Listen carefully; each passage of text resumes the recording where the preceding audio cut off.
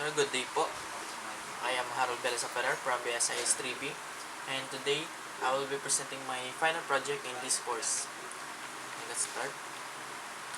First is, I will be going to the login page. Ayan. So, dati na po sa inyo may mga na-prepare na pa akong mga data po dito, which is isi-save na lang po. Ayan. So, page start is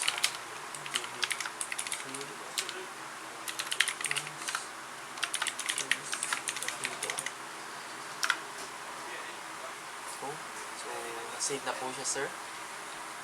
Next natin is i-input na po natin yung data na which is nakalagay po sa mga data na alagay po sa side.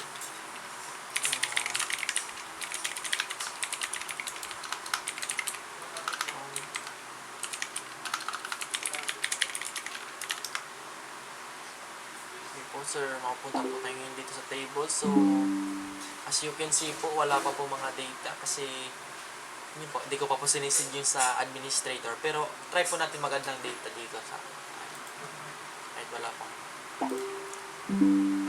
First is mag-add po tayo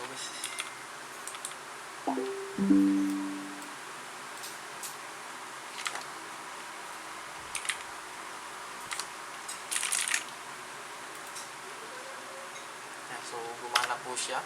At i-try naman po natin siyang i-edit.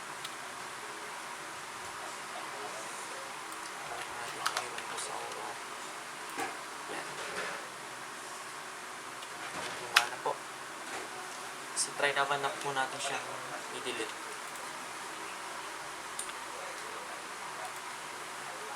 Okay, so gumana po. And so babalik naman po muna tayo sa logout. Bale, ito pong gawa ko pala, sir, naka-focus lang po siya sa admin side. Makikita po dyan yung user, kung sino pong gumagamit. Lita ko yung camera. Yan. Tapos may light mode at dark mode naman din po siya. Yan po. Ito po yung bootstrap na ito, sir.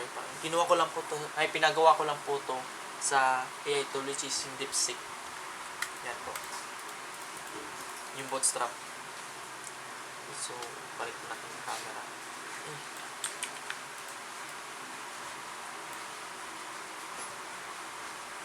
Logout po muna natin. So, kahit i-ano po siya natin sa admin page.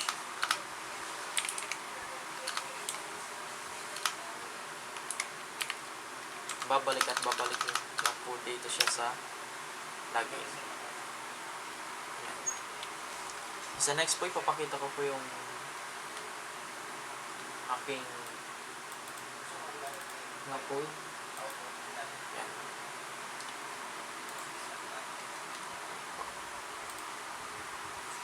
First is yung sa controller ko po. Ito po yung admin controller. Yan. Di-display mga administrator kapag show the sign up from adding new admin. Yan. Ito po yung mga functions. Pinag-comment ko na lang po. Yung dito naman po sa login controller. Naman po siya.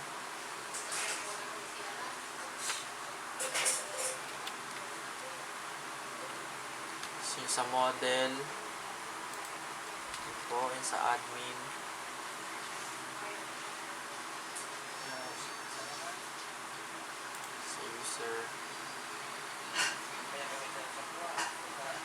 So, dito naman po sa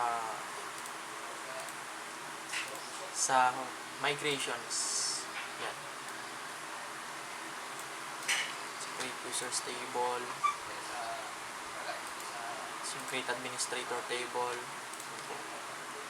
Tapos yung dito naman po sa shaders, yan po siya. Yan. May mga na-alis na po dyan mga data. Database. Tapos sa users.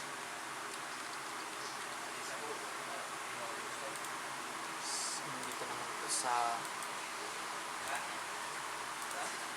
admin. Ay, sa login page ko po. Naka dipstick po siya. Naka neon pulse. Sa admin, tingnan yung edit na ano ko. Dami po niya. Grabe si dipstick. Yan. Dami po yan, sir.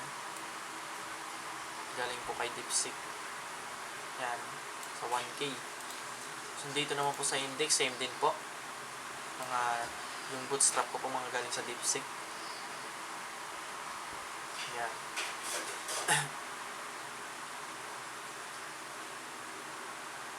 Bali, yung body niya po, same po dito sa lahat, sir. Yung mga body niya po na po dito sa pinakababa. Yung mga main functions. Yan na po yung sa route. Yan. Pinakababa.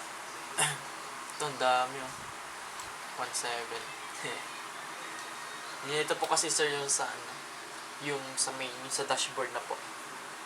Ganyan po siya kadami. Ganyan po siya kalawak. And yung sa sign up blade naman po. Yung sa kanina. Yan. Kanina pulse, mga cyberpunk theme.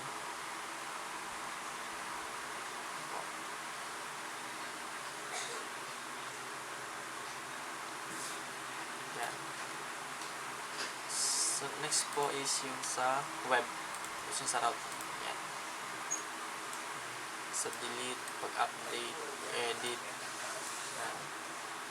Pag-store, pag-sign up. Dito po lahat sa. And yung sa test naman po, yung sa picture, admin test, ito po siya. Yan. I-try na po natin. I-input na po natin yung mga data na which is nakalagay po dito sa Seedrs ng administrator. Tingnan po natin dito.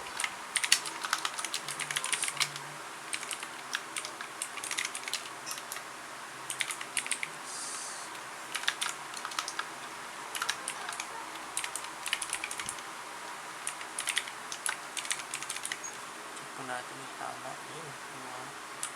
Error. Natay pa.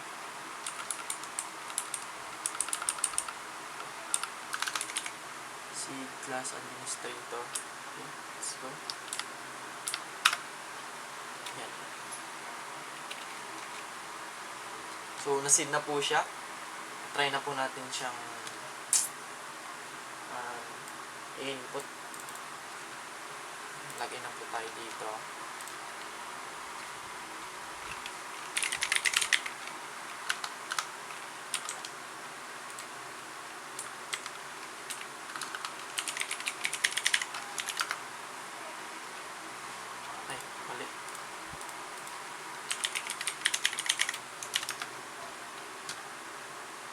Yan. So, andyan na po yung mga data, sir, na nilagay ko sa Seeder kanina. Yan. Try pa rin po natin mag-add. Try ko. So, yan. Success. Dito na po siya sa pinakababa. Yan. Late na natin. Ay!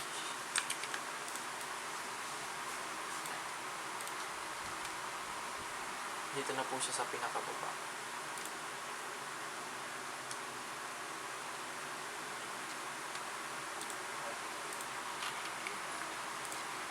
Tapos, try po natin ulit i-edit. Yan. Date. Update na po siya, sir. Tapos, try din natin i-delete. Yan. Okay na po, sir. I-logout na po natin. Sa next naman po ipapakita ko, sir, is yung sa test po.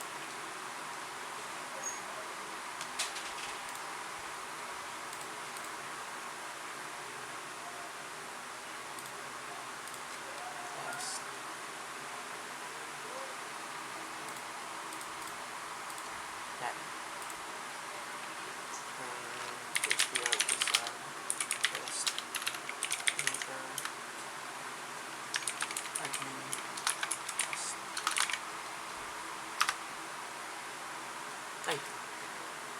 Mali. Sun.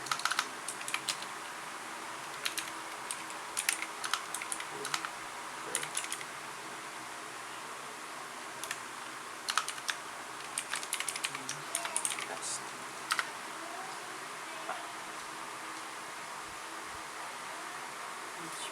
Ay, walang test.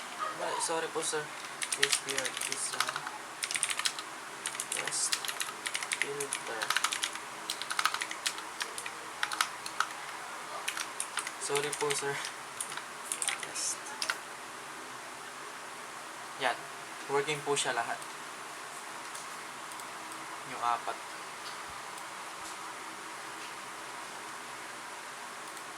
Okay, so yun lang po, sir. That's end my final project presentation. Ibabalik ko lang po siya. Yun lang po, sir. Thank you po. Happy vacation po.